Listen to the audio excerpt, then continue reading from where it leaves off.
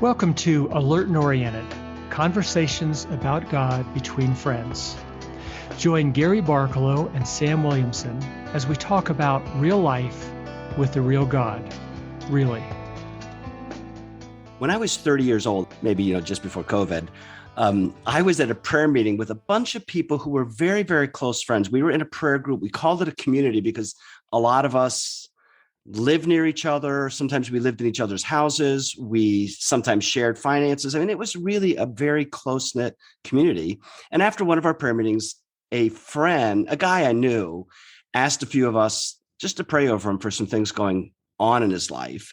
And as we were praying over him, I just distinctly felt a sense from the Lord saying, if this man left the community, no one would really notice, and all would continue without him as though he had never been a member. His unique gifting was never appreciated by people, and that is a tragedy. That's the sense I got. If he left, no one would notice. It would continue without him, and that's a tragedy. And now, I didn't share this with the man. He already had some issues going on, but I really felt like a conviction and an invitation from God in that moment to say, there was something that wasn't operating right in our community, in that we weren't appreciating what God had uniquely given him to give. And I feel like it awoke something in me about calling. Now, it wasn't the words that I used. I felt like his unique gifting wasn't appreciated, but I think it was his unique calling that wasn't appreciated. And I began to think long and hard about what is the nature of a community of God's people, and how does that relate to each person offering their unique, special, God-given calling? And first, what is your reaction to that story? Well, I think it was just the kindness of God to kind of speak that to you because, to you speak in his life, because evidently God was saying, he's not going to be missed. And my impression is he's going to expect this, right? No one's going to notice my absence. And therefore, if that's true of any of us, we think that we are not going to bring who we are, what God has given us to other people because, well, what does it matter? So I am really taken by that. Also with the idea that my calling will never be fully realized without the callings of other people.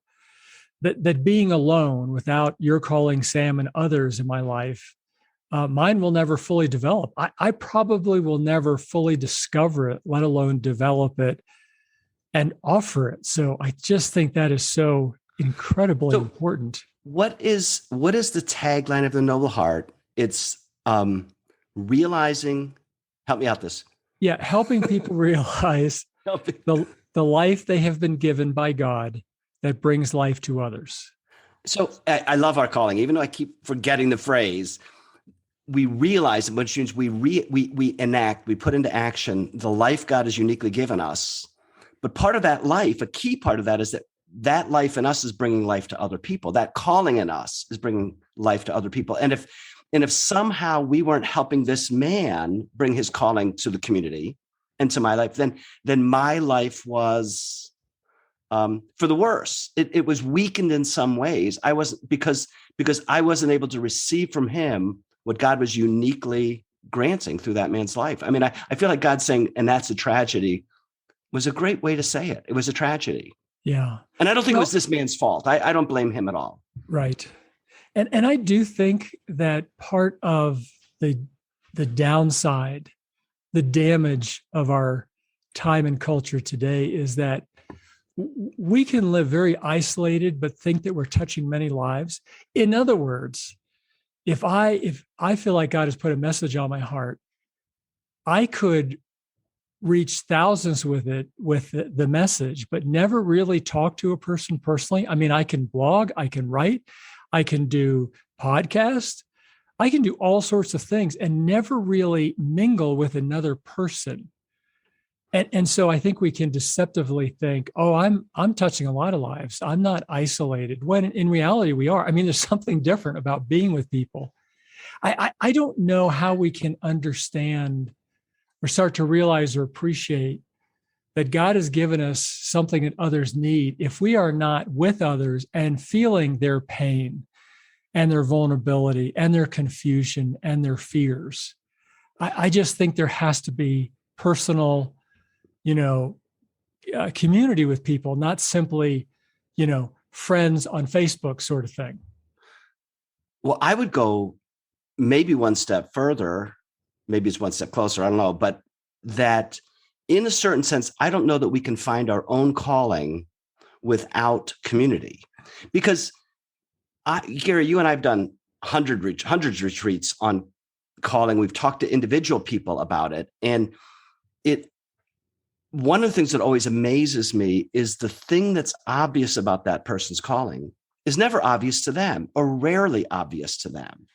Either they're so inside their own lives, they don't see the value of that contribution, or it just seems so normal, or it seems so blasé. But outside their life, we can say, Gary, when you say this, it touches people. And you say, well, I don't know about that, but there's a real way. I need your affirming, and in a certain sense, you're nurturing the calling in my life. You need it from me, and we both need it from other people, and they need it from us. I really believe people will not fully realize their calling without the input, without the affirmation, without the honing, just without the encouragement of other people who see it in us and say, I want to water that and nurture it and call it into being. Right. And yet, yes, 100%. And yet we live in a time with all of the, personality test indicators, assessments, all of these things, that it gives us the impression we can self-assess accurately. When in reality, I don't think we can. We'll never completely understand who we are without others speaking into us and seeing things that we don't see. I don't think there's any true isolated self-revelation, really. I think we do need others. And, I'm thinking, Sam, of the times you've said this to me and some others where they will say something like, Gary, you always talk about that, right? It makes me realize, yeah, I do.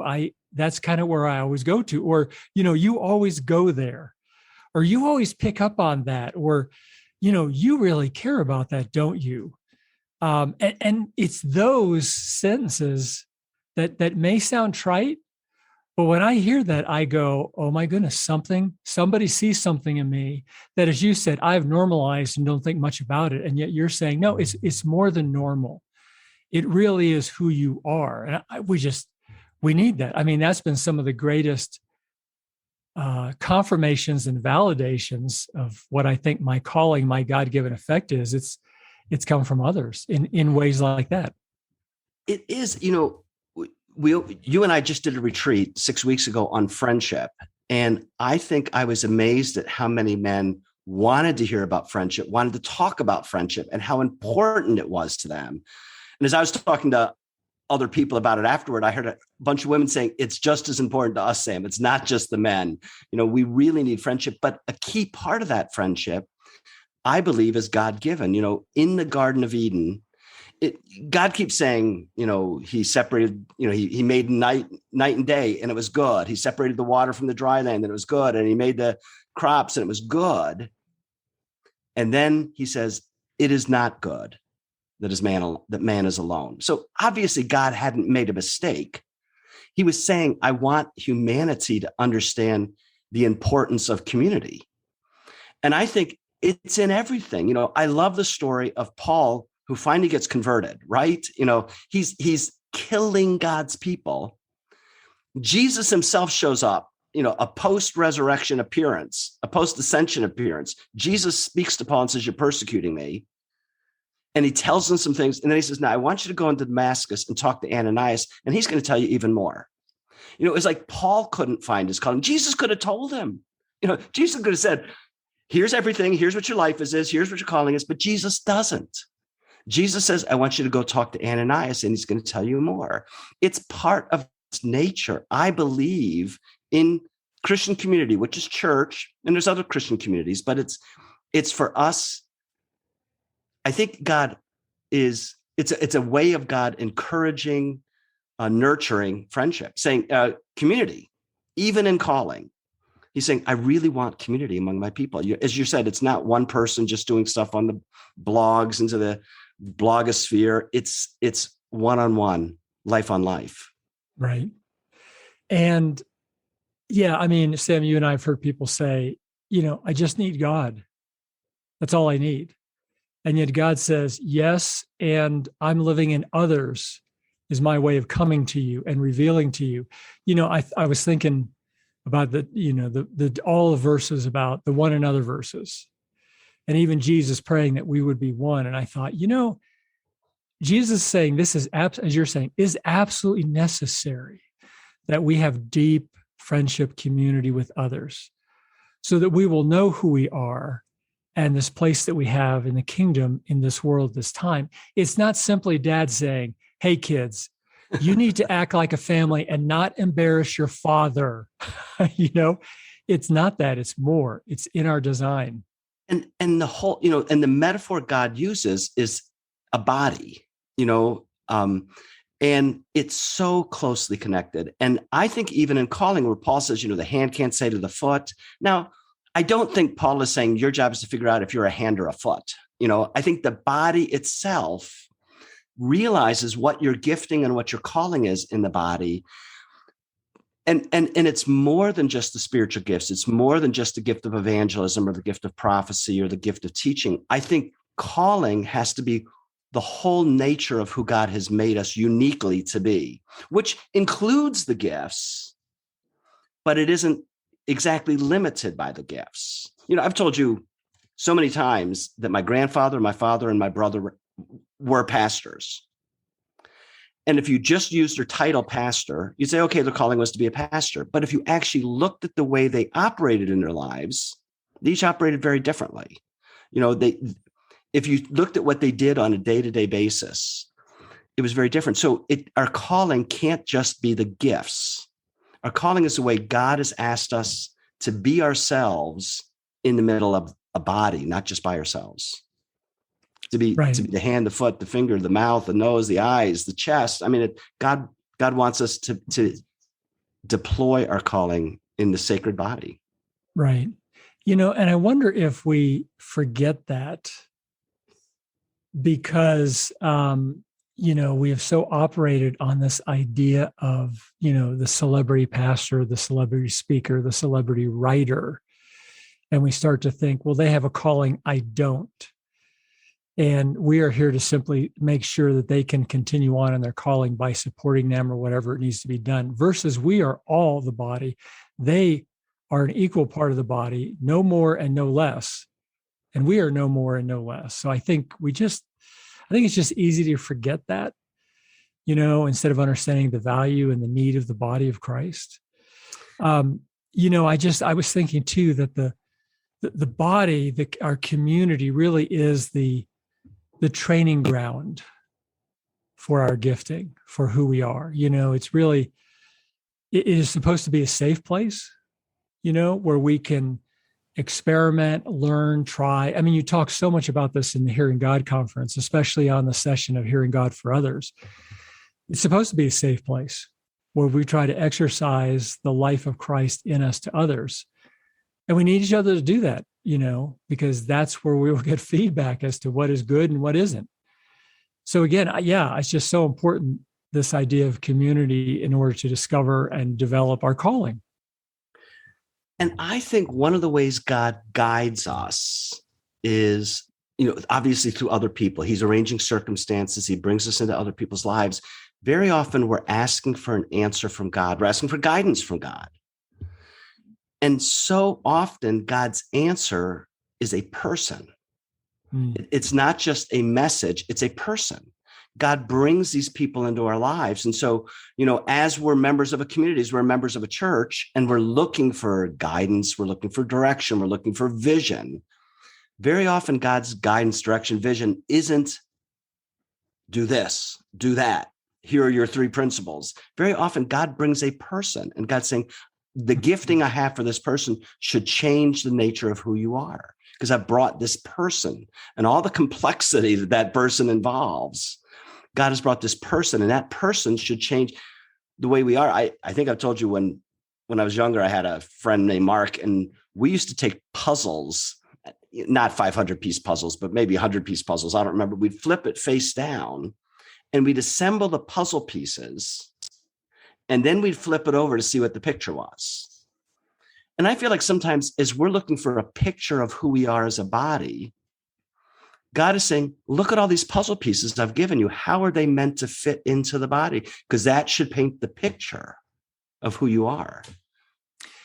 So, Sam, why do you think we may not quickly think about, I will, that we will discover our calling, who we are, what we have to offer uniquely that God has given us? We don't think first of, being around other believers to do this, or why do we avoid it? What do you think that's about? Because I find that most people don't think about the discovery of their calling with other people. I mean, we kind of create it in the calling retreat. We do create it in the calling retreat, but otherwise, I just don't see that much. What is your inclination of why that probably is? Good question. I think that partly our society moved from being natural communities. For all of society, people lived in farming societies. Everybody knew everybody. Everybody knew who, the dairy farmer was, and they knew who the horseshoer guy was. What's that called? Anyway, and everybody was a community, and it was a natural thing, and people learned to be who they were.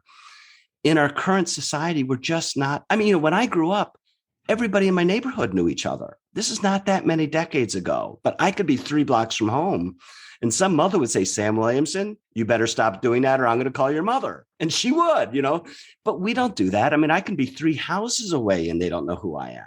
And so there's a certain way we've all become isolated just because of the transitory nature of our jobs and our communities. And I think we've just forgotten to learn. We've forgotten how to become ourselves through the nature of the observations of older people, wiser people, community people. I think that's my first answer, is to say we've just forgotten how to be a community. And as a result, we give the job to specialists. We hire the specialist pastor, the specialist worship leader, the specialist. And then we all think, well, I can't preach as well as they can. I can't play guitar as well as they can, And so all of a sudden these jobs are given to specialists, and we think there's no place for me. Right. I think that's definitely one of them as well. And I think the other maybe is because so many of us have experienced some sort of abuse is a strong word, neglect, mishandling of our hearts. Maybe that's the best way to say it, Mm-hmm. Whether we are ignored, we offer and we're criticized for the offer, or they turn their back on it and we think, I'll never do that again, And so we're just fearful, to be with a group of people and say, I'm really wondering what God has put in me uniquely that I'm to offer to you and other people. We're afraid of what somebody will do with that, or they may insist it's something that we are not, and then we have all the guilt of not being what they're saying we're supposed to be. I just think somewhere in there is fear, versus hope of being with a group of people where they can speak to that. Larry Crabb, one of his books called Connecting, I really like this. He said, connecting occurs when the life of Christ in me touches the life of Christ in you. We know we have connected when our urges to do good have been strengthened by our time together. And you and I have had times like that. We've had it with a few others where you just walk away and you go, I am just excited, to touch the lives of others and to explore and develop what I think God has given me to give to other people. And, but I think so few of us have ever tasted that we don't have any hope that would be true. We've just tasted something negative, maybe abusive, hurtful. And so we stay away from community, from friendships. So read that quote again. Connecting occurs when the life of Christ in me touches the life of Christ in you. We know we have connected with our when our urges to do good have been strengthened by our time together. So one of the things I like about our podcast is the subtitle is Conversations About God Among Friends. And when you and I do these podcasts, we have not sat down and scripted for each other what we're doing. Right. But this is the kind of conversation we have throughout the week, and we just happen to record one. And we pick a topic, we're talking about it. But I walk out of this right now, and I want to help build a calling-driven community. I mean, I think our discussion increases this urge to do good, which is to bring a calling-driven community. Think if a church could say, we are a calling-driven community, come here, and part of our job is to help you become the person you're meant to be. Part of our job is we want to help you be the person you not only discover, but we want to help you deploy it. And we want to help you bring it to the world. I mean, people are longing for this, and they're not finding it in the churches, but I think the church is the ideal place to do it, and other communities. I'm not just restricting that, but the discussions you and I have personally and the ones on the podcast always increase my desire to do good. Yeah. Yeah. And again, think anyone listening to this, if you think back at conversations you had where you go, man, I'd like to have that again. I'd like to make that happen again. And sometimes when we try to make it happen, it doesn't. And then we go back to discouragement and, disappointment. But that's probably what happened in those. We just came out going, I just want to be more of who God made me to be now. I just think alone, there's such a great chance when we are not with other people, there's such a great chance that we will misunderstand, misinterpret, misdirect our calling, who we really are. And as you were saying, Sam, it's conversations like this that I get excited again.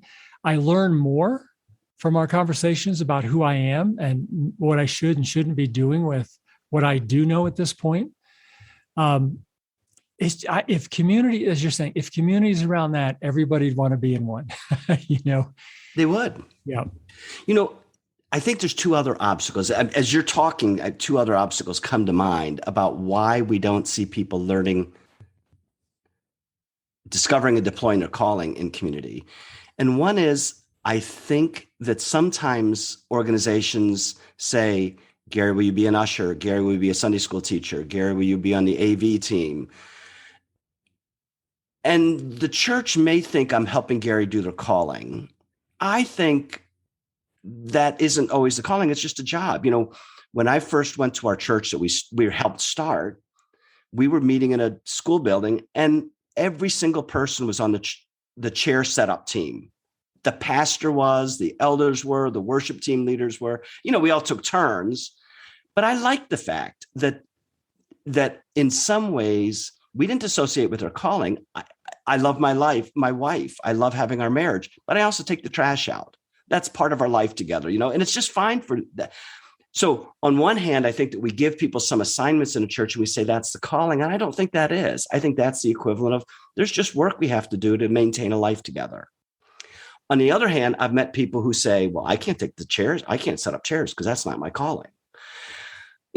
So on one hand, we limit people to setting up chairs. On the other hand, people limit themselves from setting up chairs. And I think that what we want to do is say to people, there is a calling, and maybe you should be spending 75% of the time in your calling. So in other words, it's not just chairs. Right. But I think we should be spending 25% of our stuff that isn't in our calling, meaning it's just good for us to have a service that, your security in your church sometimes. I don't think that's your calling, Gary, but it's a great service for the church. And it is. And I think it's good for people to have a service that's outside their calling, stretches them. Yeah, I think that's a really important distinction is not the word, but clarity. There is our calling, right? What God has uniquely given us to do for others.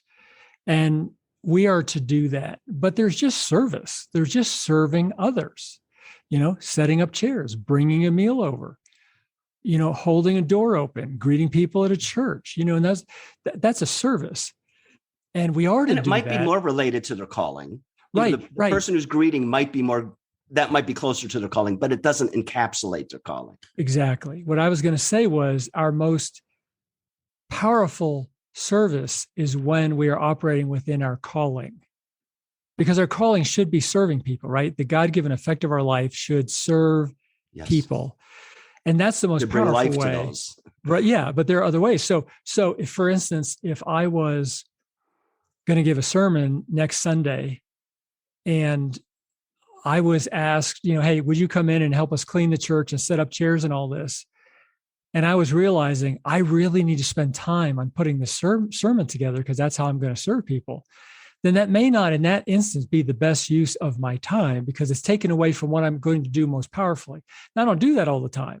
So other times I'm like, absolutely, I'm there. I may have to say, no, actually, the one thing I have to do is this, which means I can't come at this moment. Mm-hmm. So anyway, I like the idea. There's serving and then there's calling. They're not necessarily different, but we most powerfully serve when it's inside of our calling. But there are many things outside of that. So again, you've got me on I completely agree with what you're saying. And I think there is a power in sometimes operating outside our calling, setting up chairs. I also think that an obstacle sometimes to calling in community is some of us feel like, I think the community should help us discover our calling.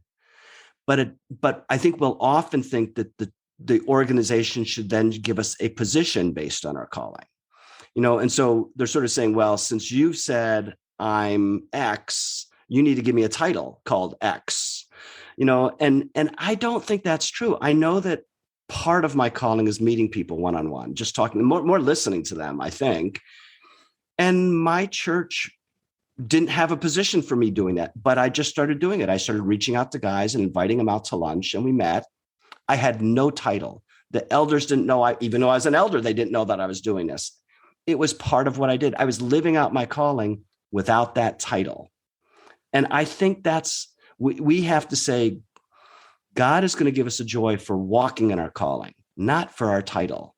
And therefore, if we understand our calling, we can do it. We can bring it wherever we are, even if we don't have the title or the official position that goes along with it. Yeah, absolutely true. I think so.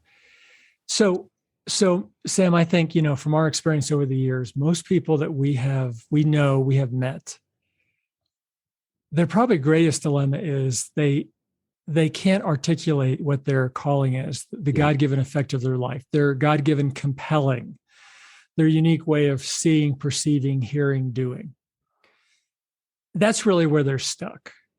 And I think what we want to say is that's probably most powerfully revealed and defined and developed inside of a community of people who are committed to doing this with each other. Mm-hmm.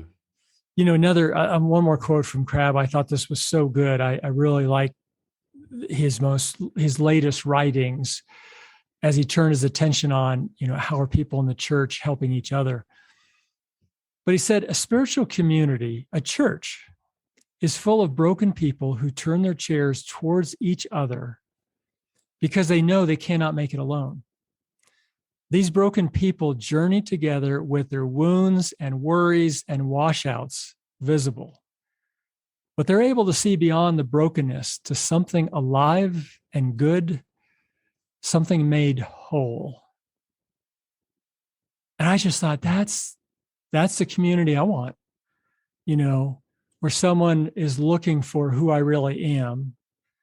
And at the same time, they're also helping me, believing that I want to get over those things that are in my way, the things I'm struggling with. I love his words about wounds, worries, and washouts. We just need this. We just need this. There's just no, going it alone, developing it alone, exercising alone. If you think of, I love the quote. And if you think about the most close-knit community any of us ever experience, it's probably the family. And as parents, being very involved in this close-knit community, don't we want our kids to grow up and be the people God made them to be? I mean, wouldn't you say that's every, even a non-believer wants them to grow up and be the person they're meant to be. Yeah. And so a huge part of community, even the most natural, the tight-knit community that we have, it's not just to exist, but it's to grow these kids and grow and be grown as parents. I was a much better parent at 35 than I was 25. And I hope I was a better parent at 45 and 55. I'm growing in part of who God has made me to be. And so, yeah, I mean, this should be the calling. This should be a church vision statement. Find your calling here. This is the place where you can find who you were meant to be. Where else are we going to find it but in the body of Christ? Yeah. So, Sam, as we wrap this up, I think what we want to say, and now I'm going to give you opportunity to add to this, of course, is that if you don't have some good friendships, a close-knit community, you need to try to build it. And I'm telling you, as Sam said, that if you said to some people that hey, why don't we get together and help each other understand who we truly are, what God has given us, that we're to offer to the world, our calling, our purpose, our destiny, whatever word you want to apply. How about if we get together and do that over time? I don't know of anybody that would say no to that. I think you could create a community very quickly that way. And if you do have a group of friends, but you've never gone this way, maybe just to go to them and say, hey, how about if we pursue this now? Because I know I would like to know more about who I am and what I offer to the world. And I'd love to have help of getting those things that are in the way out of the way. So I think, through this, we really want to encourage you in that way. And I would say, if you are a leader in some senses in a community, in a men's group, in a prayer group, in a church, I want to encourage you to say a key part of your job as a leader in a Christian community is to help everybody find their calling. I really want to say, we say calling is partly to bring life to other people. Well, how do we bring life to other people, but let them become the people they were meant to be? We don't want serfs. We want to raise the poor from the dust, lift the needy from the ashes, to make them sit with princes, to make them sit with the leaders of God's people. So I really want to encourage leaders to say, how can I help all the members of my community discover who God made them to be? Yeah. So everyone, as we wrap up, let me just say that if you are on the Noble Heart email list, or you're on Beliefs of the Heart email list, we will let you know when we have a calling retreat coming up. We have none on the schedule at this point, but we'll let you know, because this is what we do. This is what you will experience, is you will experience deep community as we get together and go through these teachings and go through these exercises and give feedback to each other. It really is just a very quick but a deep taste of what this is. And, you will have the tools to be able to go back and say, I want to develop this with other people. So, hey, thank you for joining us. And we hope to see you in the next podcast. Goodbye, everybody. Thanks for listening. Please join us by following this podcast or liking it. And visit our websites, thenobleheart.com and beliefsoftheheart.com. for more resources in living the eternal life with God today. You'll find articles, videos, and online classes. See you next week.